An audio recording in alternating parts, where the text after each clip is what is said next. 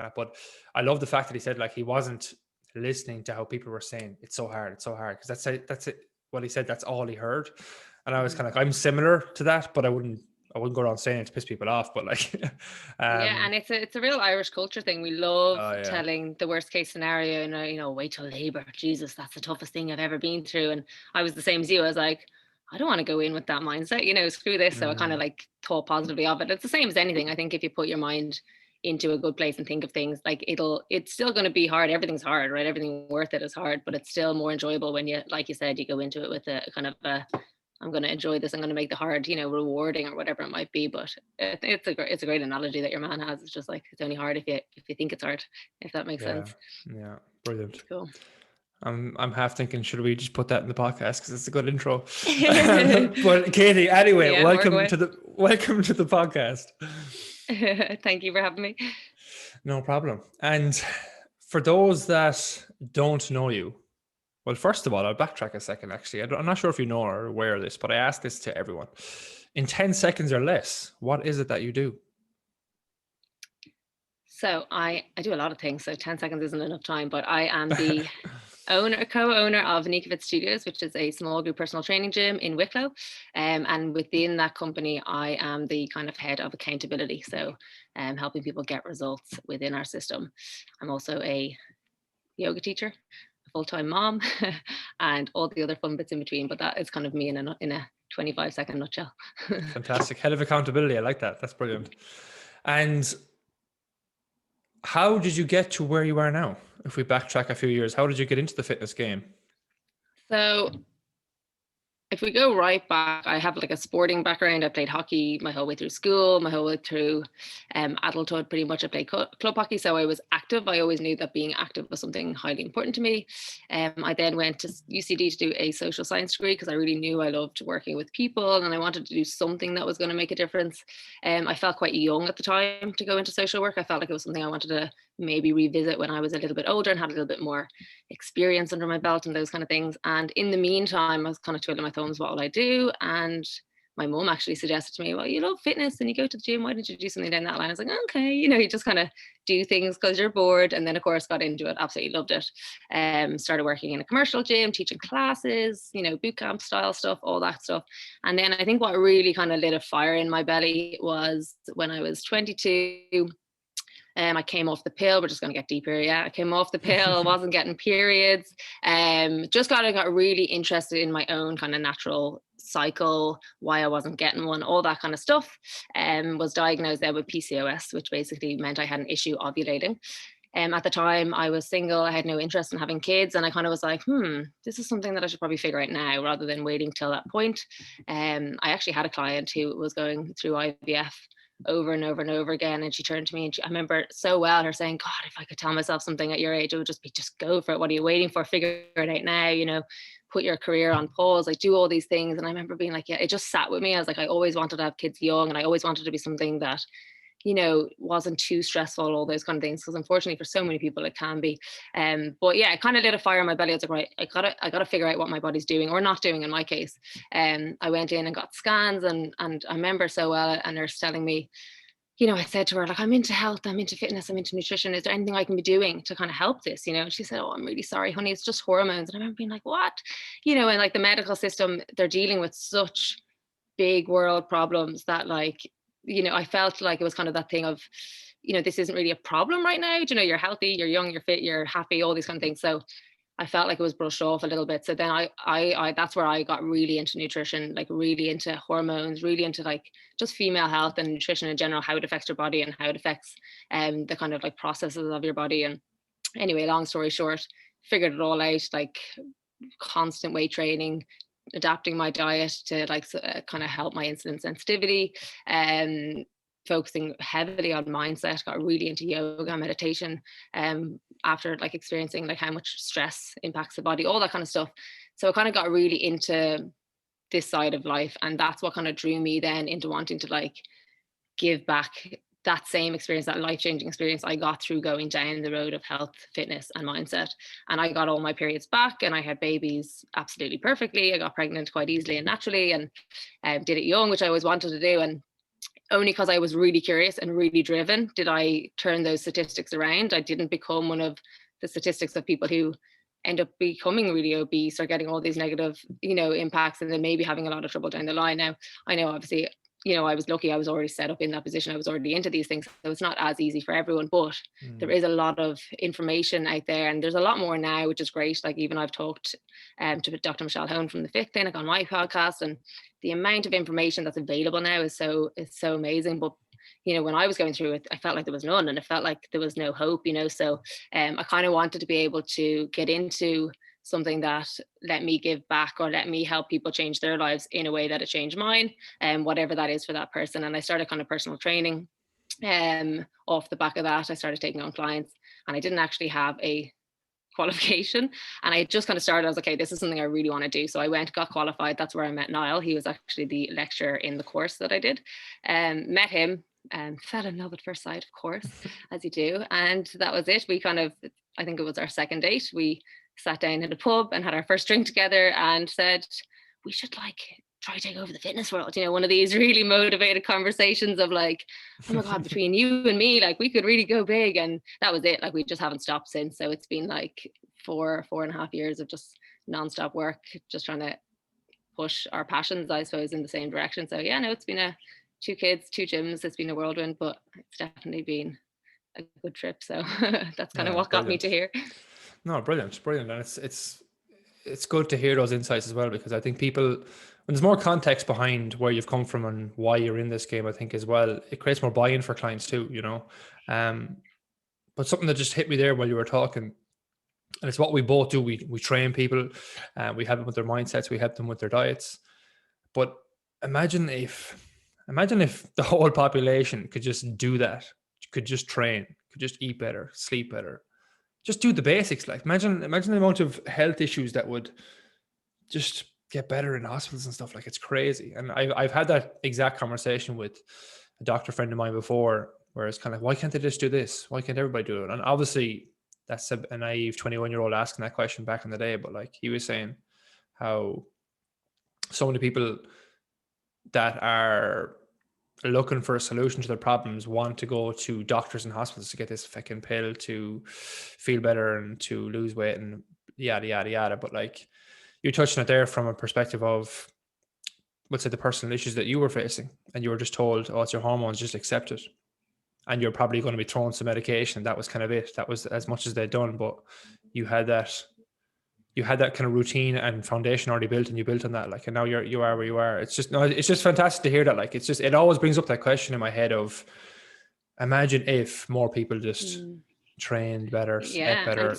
This is the thing, is there's I find when I went in and was told there's nothing that can be done about it, it's you're talking to people who are highly trained in fixing a problem, which is amazing. And if there wasn't medicine, we'd all be screwed. We rely on it so much. It's the biggest, it's the best, the most amazing thing that's out there. But unfortunately, it's kind of it's a really busy system, and there's a lot of people coming in with really big problems, and people are trying to save lives. So the impression I got when I went in was, don't worry, if you can't get pregnant, we have medication to help that. Don't worry, there is always an answer, and it's usually a medical one, so if you are really depressed, don't worry, we can give you medication that will help you feel better, which is great. And it's so good, because some people don't have, as good resources as we might, or they might not have had a good bringing. So I think it's great that all these options are there for people, because whatever makes somebody healthier and happier, happy days.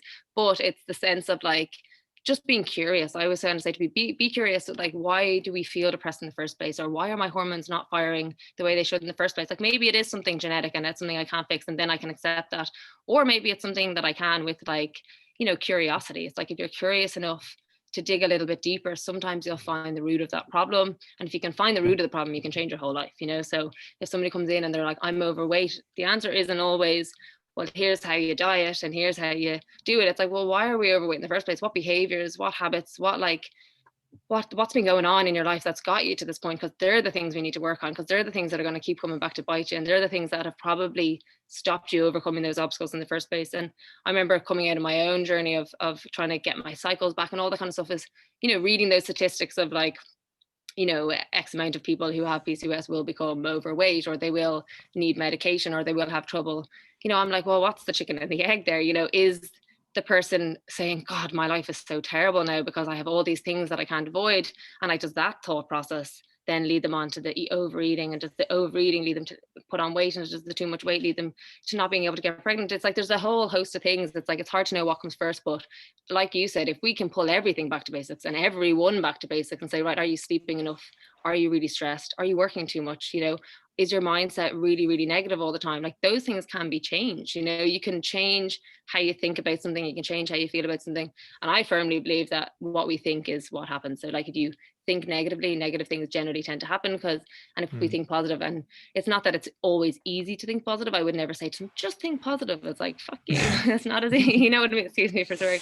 But it is that kind of concept of like, there's always a choice. You can always make a choice in everything you do. And I always encourage people to like, question those things, like those beliefs they've had their whole life, or question the habits they've been doing their whole life, or question what it is that they think is stopping them from change, because change is totally accessible to absolutely everyone. You just have to want it, and you also have to like just go for it, that kind of way. And that's like one of the, because even thinking about coming on today to talk to you, and having two James, it stops and makes me think about it, like, oh yeah, we actually are doing pretty well, and sometimes people say, oh God, you're doing great, or you're so lucky, you're all these kind of things, and you're like, well, no, you make the right choice time and time again. And that's something that I think as coaches, it's so rewarding giving that back, is someone who might not be in your position, or might not have the habits built up, or might not have the support system, being able to like be that person for them, or that support system for them, to then change those little tiny, teeny tiny habits that build into a big change. Yeah, I know it's sort of rabbiting on a little pigeonhole there. But like, it's a nuanced answer. Like, there's always going to be so many avenues we can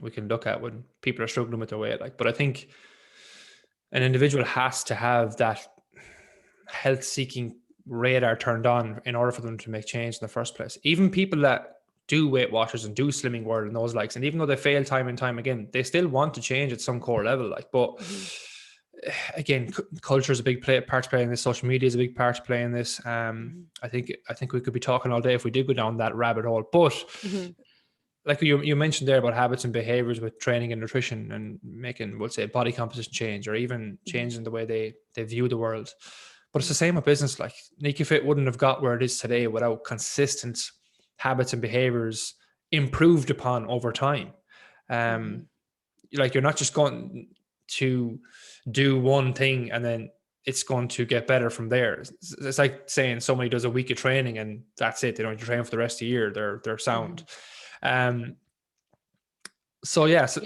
I actually, sorry, just what you're saying there, I actually listened to a podcast not too long ago, and there was that kind of topic, and I find like the way he phrased it really interesting. It was like, if you want to be successful in something, whether it's being a parent, being a business owner, or just like being happy, whatever it is that you want to succeed in, it's like you have to keep leaning forward. And it's a lovely analogy. It's like you got to keep thinking, okay, what's next, or like, what pushes me forward? Like, have that kind of lean forward mentality, rather than I'll lean forward for a week, like you mentioned there, and then sit down. It's like, that's kind of what it takes sometimes, is to keep leaning forward. And even when you're tired, or you don't want to do the things that you kind of said you would, you have to lean forward and do it. And then if it's like a constant, like, oh, I'm tired every time I do this, okay, let's readdress my sleep needs here, maybe I should pull back. But it's that element of like fat loss, you got to keep pushing forward, and not kind of get the, okay, I deserve it now, I've lost. That's what happens, is usually people push forward for a certain amount of time, and then they get to a goal, and then they lean back, instead of just sitting down and getting ready for the next lean forward, they lean back, as in like, right, I've done all the hard work, and they kind of revert to those old habits. And sometimes I think that just comes down to a lack of knowledge, or a lack of guidance, or like not knowing why they're doing what they're doing, not knowing the principles behind it. And then they don't really know when they stop doing it that they are stopping doing it. They think that going back. So it's like you said, it's about changing those basic principles, or what got them with those bad habits that got them into the place they're not happy with in the first place, and then kind of leaning forward, like, okay, I've at my goal, what can I do now? Okay, I've lost the 10 kilos that I planned on losing, what can I do now? Like, it doesn't have to be more kilos. It could be like, well, now that I'm 10 kilos lighter, maybe I'll start working on pull-ups, because I can do one of them now, because I'm lighter, like maybe I need to try work on 5 pull-ups. And it's that lean forward mentality, I think, keeps people driven, keeps people So if that's what they want, obviously some people don't necessarily want to drive forward, but I definitely think the people that are the happiest in life are people that are constantly have a bit of a purpose, you know, and they have something that they're leaning into a little bit, and that helps them grow and change. So yeah, I think it's a really important part of success and happiness is that element of keep looking for the next thing, if that makes sense. That's gonna drive Yeah. you, or in our case, maybe the business, you know, and what can put my business just a step up. You know, I'm happy with where it is, but what can I do to make it better? You know, And that, I think that means different things for different people as well, because it's funny, this topic has come up a lot lately, just even chatting amongst the coaches, chatting with clients, chatting on podcast episodes. And it's something that I keep coming back to. Like you're talking about leaning forward mentality and kind of always moving forward, always progressing. But even on a personal level, I've seen that literally fucking cripple me in the past, because I'm expecting so much all the fucking time that it's like when I do, let's say, quote unquote, achieve a lot of success in life, whatever that means for different people. But like from somebody external looking in, like I have a successful gym, I just built a house, you know, people think that, oh, he's great, he has all this.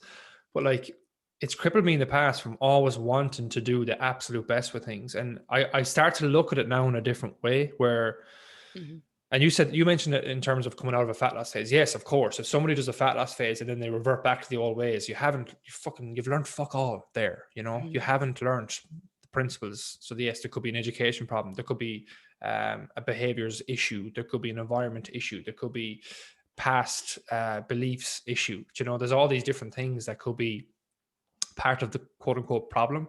But I think for me, leaning forward can also mean being happy, we'll say, at like a maintenance level of training when your life gets busy. That's still a goal in itself. And I think when we start to make clients realize that, they know that, okay, I don't have to push myself to try to get 4 days a week in. No, deep down that I can't. I'm only hitting 3, but because I'm only hitting 3, I plan to get 4. I feel guilty because I'm not getting 4, and then you start hitting 2, and then the problem absolutely, compounds. yeah. You know, And it's like a balancing act, right? So it's like when you push one, the other one goes down, right? And it's being aware. It's like having perspective. It's like when I push my business and I decide, right, I'm going full home, gung ho my business.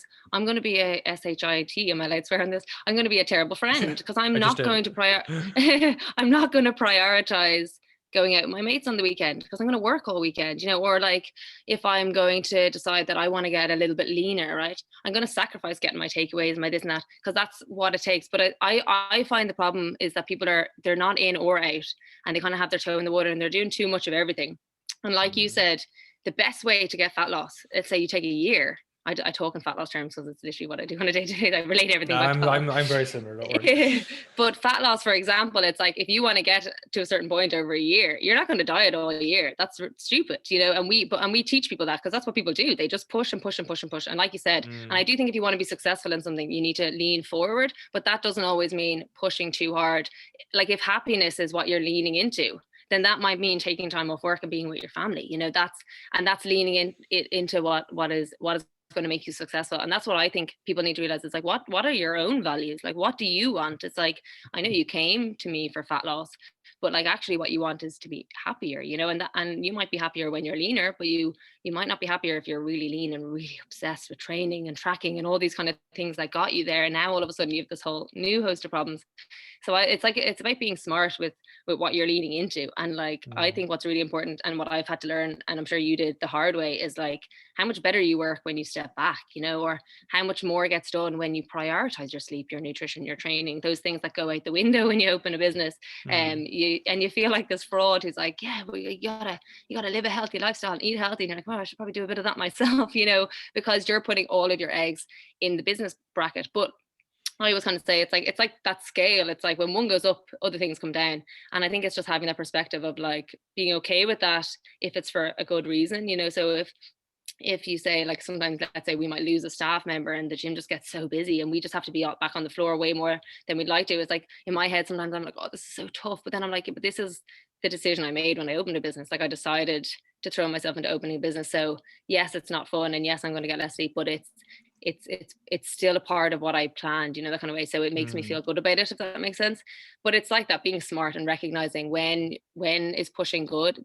There's always fine lines in everything, isn't there? It's like, when is pushing a lot good, and when does it become bad? And like, if we relate it back to fat loss again, like tracking your calories, going to the gym regularly, that's all good because it makes you healthier. But there's just always this line that you cross, and now it's like, oh God, I only did 4 sessions instead of 6. I'm so anxious. I'm like, oh, 4 sessions is pretty good. Like, I wouldn't be. So then I'm like, okay, we've now moved just over that little point that's healthy. And now we're back to being slightly unhealthy, but in a completely new way. And people have to then readjust. So what's healthy for someone, or how their scales is tipping on any given day, will change dramatically throughout someone's life.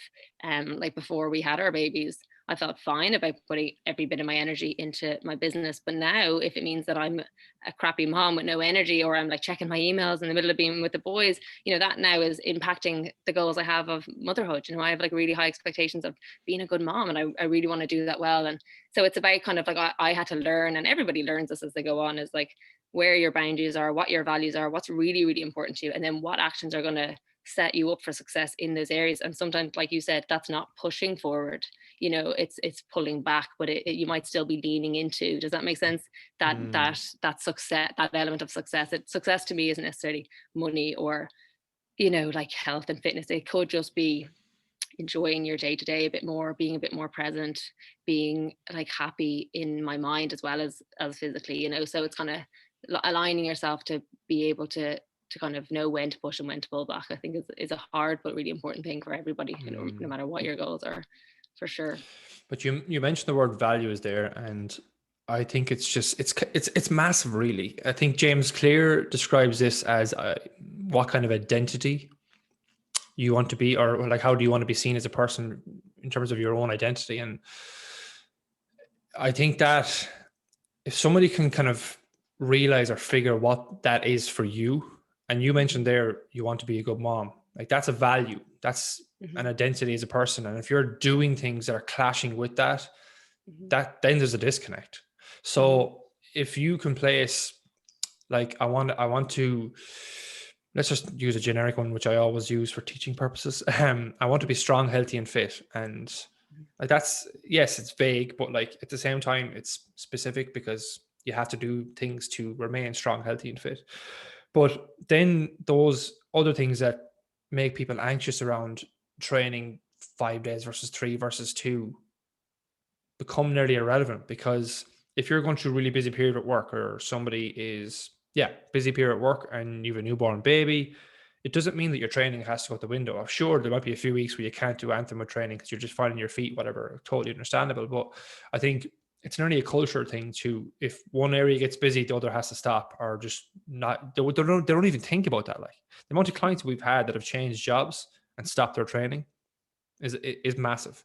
Funnily enough, I think a couple of years later, they might come back and then they start to realize, okay, there's always going to be something. I'm always going to be busy in some realm of life. There's always going to be something on. There's always going to be a fucking event at the weekend or whatever it is. And if you don't know how to, quote unquote, live with that, how are you going to make long-term progress? How are you going to achieve that value or kind of stay true to that identity as you get older in life? And I think that helps with, as I said, a lot of things around, you mentioned fat loss, around training even. And once people realize that, their training is nearly easier to become a habit and a behavior. And then yes, if you have specific goals, like if you have fat loss goals, you can ramp it up a little bit. If you don't, you can pull it back. But I think that's it's like that core that stuff, element of having your value set. And it's very rare that people actually do that, sit down like, what is actually important to me? Like, I know obviously Instagram is telling me what's important, being in great shape and, having a perfect family and all these things that we see, which is just not real life, right? So, and that's another rabbit hole we're not even going to get into. I'm sure everyone is aware of the dangers of social media, but it's that idea. It's like, well, actually, when I stop and ask myself, like, what is really important to me? And you get those answers, it's much easier to align your actions then. It's like, do I, and like, if I'm talking about my own experience, for example, I had a really big conflict of that. Like, before I had kids, I ran a business. It was my identity. I trained, I ate well, I lived and breathed health and fitness, let's say, right? And then I had a baby and it just put all of that on pause, right? But it was still a big value of mine, So, and that's kind of that idea of like, if your actions are not aligning to your values, then you have to change and make it a non-negotiable. And that's what we always say, is like, some things are just non-negotiable. So if I'm tired, if I'm you know, obviously if you're sick, you can have a day off the gym. It's not that, but it's if it's Mm. like I'm going to do these things consistently because it's important to me. And if you're doing it for that reason, because it aligns with your values, then like you said, it shouldn't feel like something that you don't want to do. You know, if you're going to a job 8 hours a day that you hate, and you say, what are my values? My values are being happy. Oh, 8 hours a day, I'm quite unhappy. You know, it's probably that you shouldn't maybe not work in that job because that's not aligning with your values, you know. And if you can find something that you do for 8 hours a day that you love, then you're probably going to be able to say, right, I don't mind working really hard in that 8 hour job because it aligns with my values. And I go to bed at night knowing I feel like I've ticked that box. So like you said, it's and that for me, when you're chatting there about like having to just do it anyway, otherwise you'll never stay consistent with anything. Like I felt that real, like when I had kids, you know, because my first pregnancy, I trained the whole way through it, was jumping around the place. Like I was like an ad for a pregnant person, like still training and teaching classes and da da da. And then boom, had a baby. And I was like, whoa, I'm exhausted. My hormones are all over the place. So I had a big period. And then I kind of had a second kid pretty soon after. So I had a big period of like, I feel like I'm one person, but my actions are totally different. You know, I'm not training consistently. I'm tired all the time. I don't want for the things I used to want to, but I knew deep down, I was like, I still really want that. You know, that's who I am. That's who I want to be. And like you said, you don't always have to look like the person that you want to be. You just need to do little things that's going to make you that person. It's like the James Clear kind of analogy. It's like, you know, someone like something that you want to be is not out of your reach. You just have to start acting like that each day, and then you will be that person. I always get it in the gym. People always say to me, I never thought I'd be a gym person. And I was like, what's a gym person? And they're like, someone I suppose who just trains 3 times a week. And I was like, yeah, there's nothing that makes a gym person anything Mm. different to a normal person other than they just go to the gym consistently. But it's this notion of this person that person is, Yeah. and they want to be that person. And if you kind of set yourself up, so it's like just go to the gym once and then go twice and then go 3 times. And if you do that repeatedly, you'll be a person, a gym. I'm quoting, quote unquoting here. Actually, you're videoing. We don't have videos in ours, so we gotta explain what we're doing. You then become that person. And I had that big affliction after having kids. Is like I see myself as a trainer, as a business owner, as someone who is, you know, yes, it was a part of my identity, training, eating well. Mm. And it did take me a long time, I'll be honest, to get my head back into like, okay, how do I make that a non-negotiable again? You know, my time was not my own anymore. My body was not my own anymore. I had like, when you become a parent, like, especially as a mom, I was breastfeeding, you know, it's like, I don't get to decide when I go and do a workout. Like I have to work it Mm. around when I can get someone to mind my baby. And at the beginning, I really struggled with scheduling that to make it happen, but I made it happen because I knew the value. I knew it was a part of my deep values, and I knew it was important to me, and I knew it would make me feel better. Like I preach this Yeah. stuff all the time, how much better it is for you. And so I made it work. And actually the only thing that really made it work for me, and like how I fixed my solution of like making my training consistent again, was doing what my clients do. I started booking into my small group sessions. I started using my booking app. I booked my 3 sessions. I sat down on a Sunday, like I tell everyone else to do. I booked my week ahead. I had it locked in with the trainer I was going to train with, so that I set it as a non-negotiable. I planned the week ahead. I made it a thing that I was going to work the rest of my life around rather than the other way around. And then I would come in and I would train and I'd be in a group and I'd be with people. And it was the same, it was the closest I've ever gotten to having that full empathy again of what it's like to join a gym, you know. And it's been so many years. And I think we had a little chat about this earlier, is like sometimes when you've been doing this for so long, you forget, you know, what's Mm. so small to us might be so big to somebody else. And I was kind of in that mind, I can't go back into the gym. Like I put on weight from having babies. I feel so much weaker than I've ever been. I can't go in and train alongside my clients who I'm this business owner beside. And then I was like, well, this is what it feels like for absolutely everybody that walks in the door. Like they're not sure about themselves. They don't feel themselves. They feel like there's this other person that they want to be that they're not. And it was a kind of a wake up moment. I was kind of like, okay, and what would you tell your client? You tell them, don't worry about all that stuff. Just come in, you'll be fine. Just get a session in, get going. And the only thing that's going to get you back to where you were or back to feeling yourself is just coming in and getting it done and doing it and being consistent with it. And like that, then I just took my own advice, essentially went in, and within a few weeks you're just back to where you were. And even like within 5 seconds of just being back in that environment, it's just all these limiting beliefs that you let come into your head and tell you you can't do something, or you know you shouldn't do it, or maybe now's not the right time, or whatever it is. And like you said, if it's important to you, then it has to become a non-negotiable. It has to be something that you kind of sit down and say, I need this and I want this, so I'm going to make it happen. And then you kind of work things around that. So that's another fine balance. Pregnant clients, postnatal clients, in general, like I just love that whole area. But like that, it's always about finding that balance between like being kind to yourself. You've just gone through something totally life changing. You're tired, hormonal. Your time is not your own. It's the toughest time a woman and a dad as well, right? You both go through that transition, but particularly if you're like a breastfeeding mom who's stuck to that baby 24/7. So it's the biggest transition in life. So half of me is like, be kind to yourself, take it easy. Stop putting so much pressure on yourself to be the person you were before you had a baby. It took time to grow a baby. It's going to take time to get back. But also, don't let it be not an excuse, that seems like a harsh word, but don't let it be a limiting factor. Like, if it was important to you then, make it important to you now. And it's that fine line between like, this is going to help you, it's going to empower you, it's going to make you feel strong, it's going to make you feel able, and it's going to make you a better mom, a better person, a better everything, if you make the time for it. And I will vouch for that all day long, because I know how hard it was, and I can safely say to other moms, stick to this, stick to it. Like, obviously, if you're up all night feeding, don't do the 6 a.m. session, have a sleep in and come in later. But it definitely is something that it's not easy, but it's worth it, so it's about making things that are really, really important to you non-negotiable, and kind of figuring out how to make them easy, how to make them work for you. What do you need to sacrifice in order to make those things happen, so that you're not pushing too much, or you're not trying to juggle all cylinders, but like the things that align with your values should come first, essentially. And I presume you had to like really nail down your schedule and routine when you were trying to get back into training with the baby, was it? Oh, you should see me and Niall. We have an app on our phone, and we have Niall's calendar, Katie's calendar, and it's like, okay, can I have this hour? No, I need to do that. Okay, I'll have the hour after you. And if we don't do that, like, our week is all over the place. Like, we have to sit down on a Sunday and schedule out our work time, our home time, because we have the same job, right? So we do the same thing. So if I don't do it, he can do it, or vice versa. So that's like been such a blessing in one way. Like, I've been able to get back to work and get back to my career and my identity really fast, because now I can just be home and I can go in and coach. We can interchange. So it's nice in that way. But at the same time, it's kind of like neither of us really had that mentality of, okay, I'm having maternity leave, I'm going to take this X amount of time off and just figure motherhood out. I was like, I'm going to go in on Saturday and work for 5 hours. And I loved that. I was able to see people, and I didn't lose that kind of sense of who I was because I had that. But at the same time, I probably didn't actually mentally ever take a break from it. And I think it's been a tough one. Just kind of scheduling, like you said, like I'm sure you find that as well. It's like you could fill every hour of your day working if you let yourself.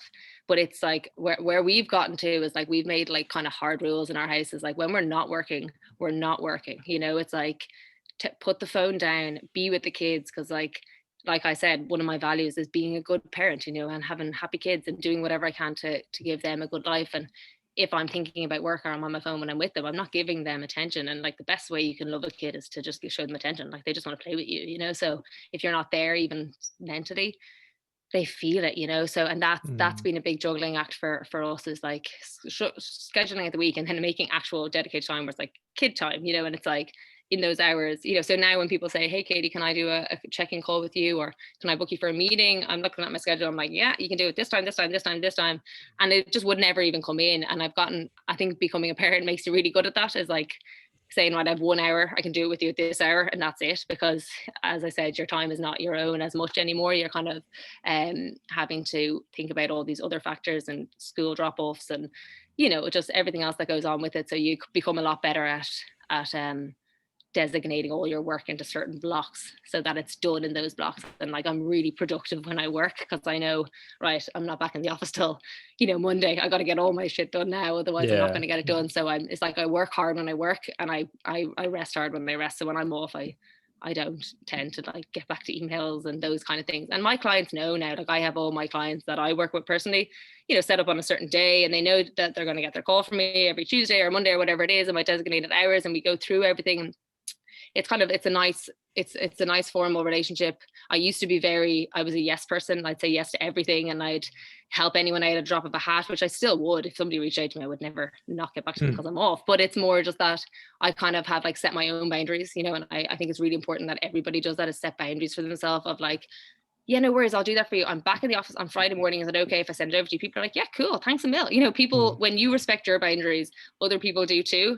And when you say, I actually can't take that on right now, I have so much on. Is it okay if I do that for like if I said to you, I actually can't do the podcast on Thursday. Would it be okay if we push it back? You'd be like, yeah, cool, no problem. Where if I said yeah, and then kind of resented you for asking me, and then kind of like afterwards was like, shit, I wish I didn't do that because I had loads of other stuff on. It's just not good for you or I. So I always kind of say, if you can set boundaries for yourself, and like delegate yourself into like on and off time, you'll actually enjoy working so much more, and you'll enjoy not working so much more. It's like the concept of like just trying to do everything all the time. If we go back to fat loss, like do a Yeah. 4-week phase, push for 4 weeks, give up drinking and takeaways for 4 weeks. It's not that long. You'll have it after. Push hard, sacrifice a bit, and then we'll go back to maintenance and have a few drinks with your friends. You don't have to give up fun to get in shape.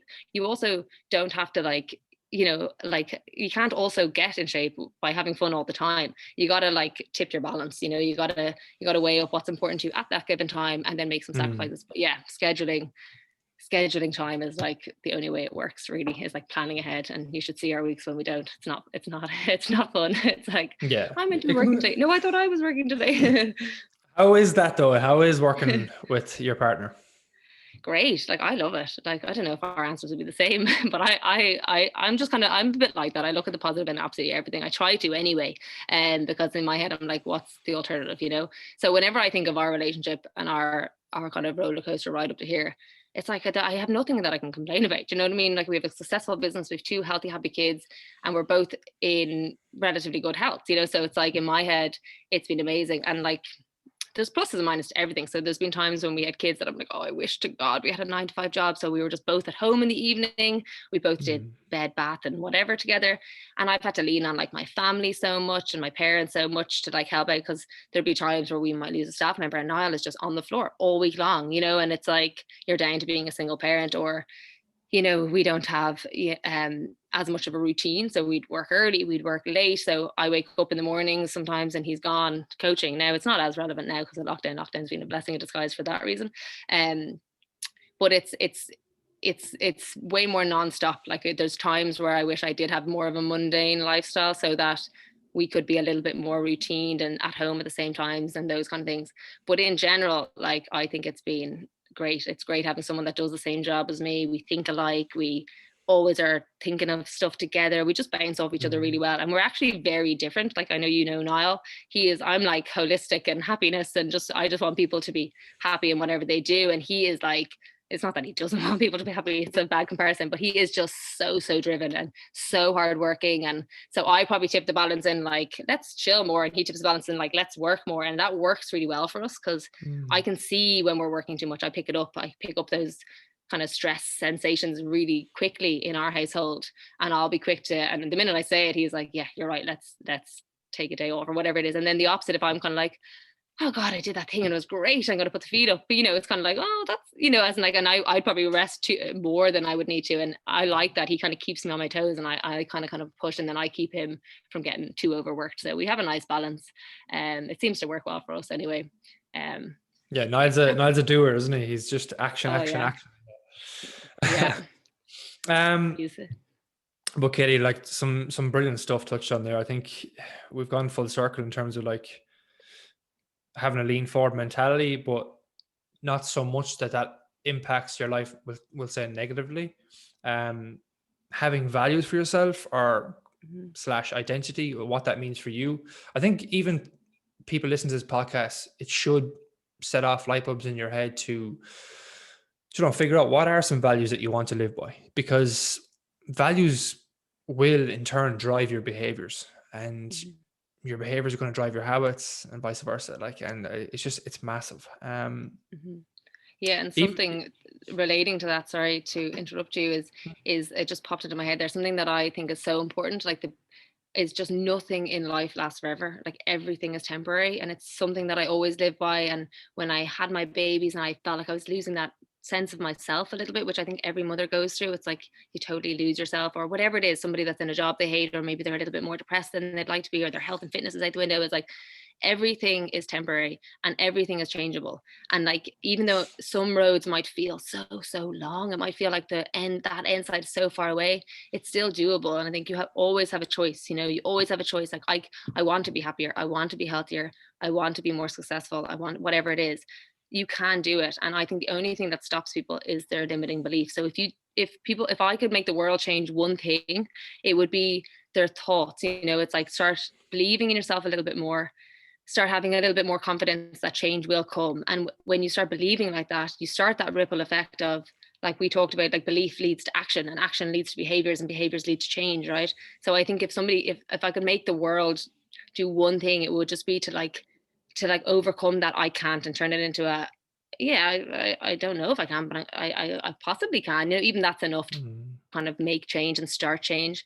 And I think that that's something that I always want to get through to people when I work with them, is like, you can do whatever you put your mind to. Like, it's like a real cliche saying, like, you can do whatever you want to if you put your mind to it, but it's true. And most of the people that we probably meet in our premise come to us because they either have bad experience or bad knowledge on the topic, or they have like really strong limiting beliefs, you know, and they don't see themselves succeeding. But when they have a supporter in their corner saying, you can do it, like, I know your potential more than you do, that helps them overcome that belief. And I was lucky to grow up in a family where my parents pretty much told world with somebody, you know, supporting me, which is great, you know, and I had good parents, and so did Niall. So we had that kind of box ticked, which was great. But not everybody has that fortune, you know, not everybody grows up in an environment where they have a supporter in their corner, or maybe something happens in someone's life that knocks that limiting belief, but it's still there. It's still there. It's still changeable. It's still doable once you believe it, you know. So that's why personal training, I think, works really well, because on the days where you just don't believe it anymore, or the weeks that you're just having a bad time, having a support system, or an accountability coach, or even a training buddy, or whatever it is, that kind of reminds you of those kind of those like self-beliefs, it'll help you get there. Do you know what I mean? And I think that's why when people start believing a little bit more, change just comes about. You know, it's not easy, but it's definitely possible for absolutely everyone, regardless of what situation you're in. You just got to believe it, and then start taking the actions, and then the behavior changes, you know. But the actions that they take end up becoming bigger over time, which further knocks down more beliefs, you know. So like, it's like somebody saying, oh, I'll never, a common one we used to hear is that if somebody called into the gym in pre-COVID times, and they might have had a look at what was going on, sometimes we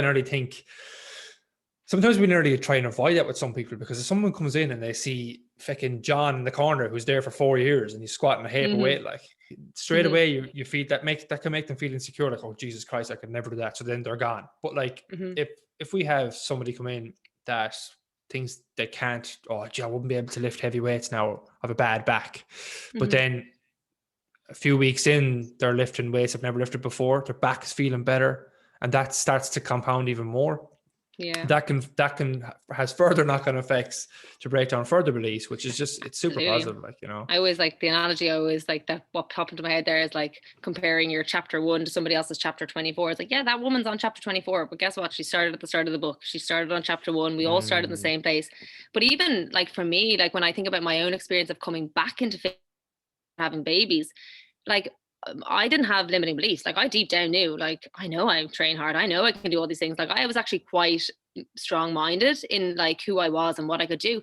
It was nearly like a shame thing. Like, I'm so ashamed at how little of that I'm doing. I'm ashamed at that I'm not who I am deep down, you know. And even though like it doesn't always have to be like I can't do that, it can sometimes be like I can do that, but I'm so ashamed that I haven't done that for the last year. I'm so ashamed now that I've, like somebody might say, I've put on all this weight. They're nearly ashamed of the actions that brought them there. You know, it's like when you can meet somebody where they're at and say, look, we're all human, we all make mistakes, but who do you want to be in another year? And that's the problem, is that people get stuck in that shame world of, I shouldn't be doing all these things that make me unhappy.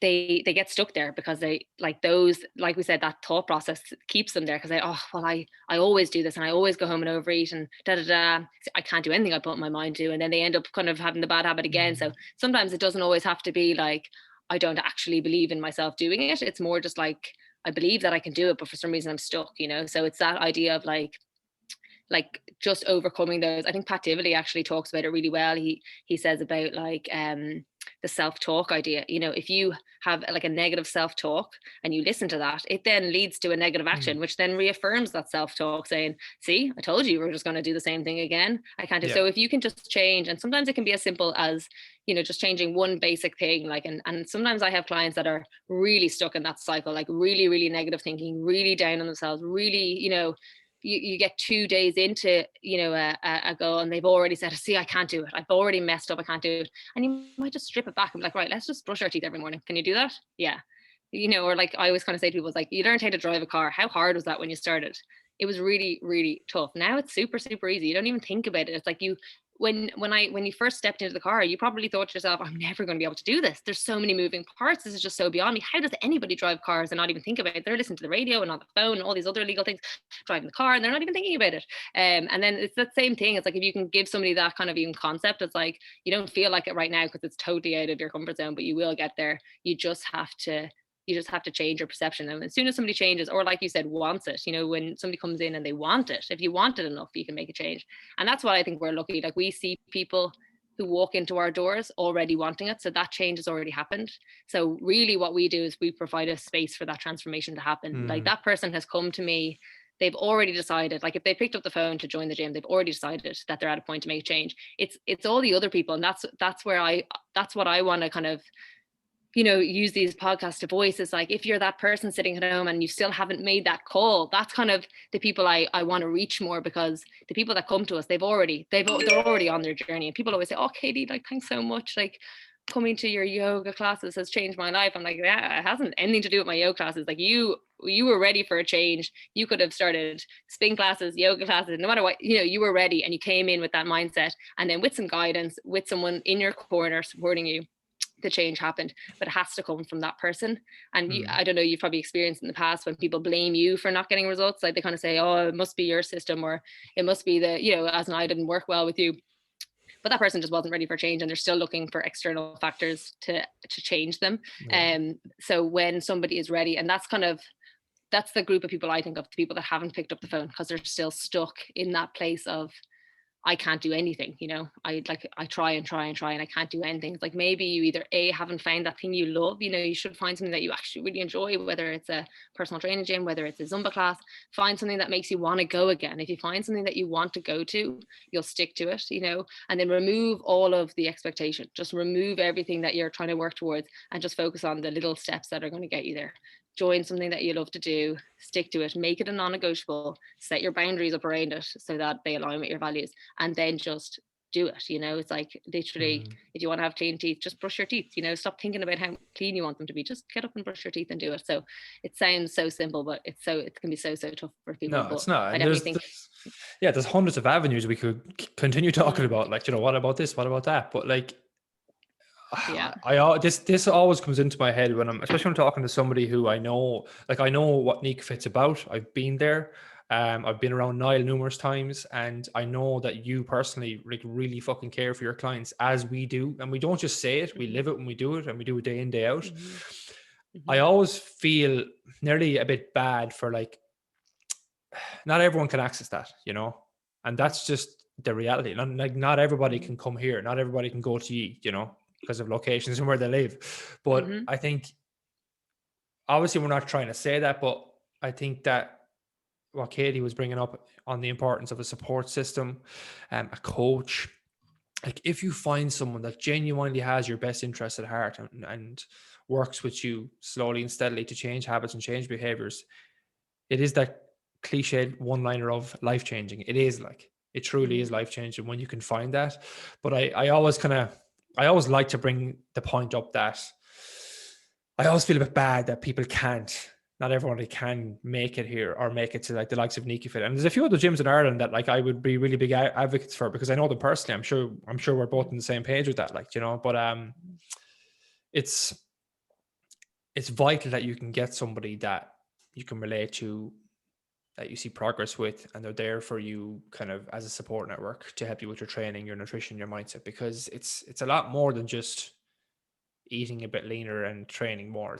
There's so much more to it than that, like, and you have to have somebody strong in your corner to help you with that. So fantastic stuff. And if you go back to what we just touched on there, it's like, that comes back to just sitting down and having 5 minutes to, like, what is important to me, you know, maybe training and isn't important to you, like, maybe, you know, there's other things, and that's fine, and you're just pushing things that aren't important. So check what your values are first, because that'll align the next step, and then set boundaries around that. So if you, like you said, if your sports is not there and your friends are really mean and they make you feel bad because you want to look after your health, then maybe you need to, move away from them. And if the job you're in makes you unhappy, maybe you need to move away from that. They're all like big changes, but if the ultimate goal is to be happier or to be fitter or whatever it is, then like those changes are going to happen regardless to get you there. So yeah, I think it's really important that, like you said, if you can't access a gym, then it doesn't mean you can't make a change. You can still kind of assess all those things that we chatted about today, and maybe then decide what's next. And people try loads of different things and they go down loads of avenues before they find that. It's not like there's a magic pill that just sorts it all out, and like we said, it'll keep changing and you'll keep having new obstacles to face. But yeah, I think when you're curious and driven to make that change, it'll happen. That's all you need, is curiosity and kind of a bit of a push, and then it'll come. Fantastic. Where can people find out more about Nikafit? So our Instagram handle is Nikafit Studios.